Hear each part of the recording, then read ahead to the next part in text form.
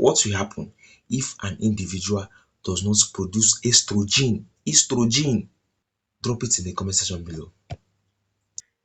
So we have the proliferative phase, which I also called the building phase, and it occurs from day 6 to day 13 to 14. So it occurs from day 6 to day 14. So what is happening?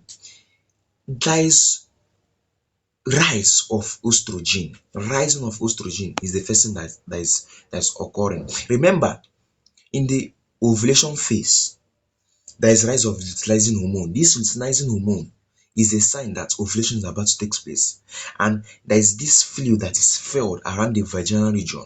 This is also sign that ovulation is about to take place. So avoid sex during that period. 2 days before ovulation, avoid sex.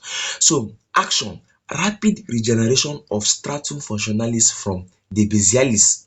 So during the proliferative phase, what is happening?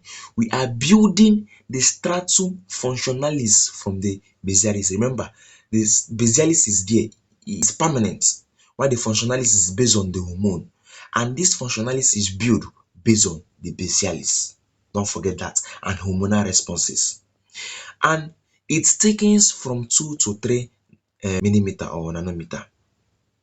And endometrium thickens.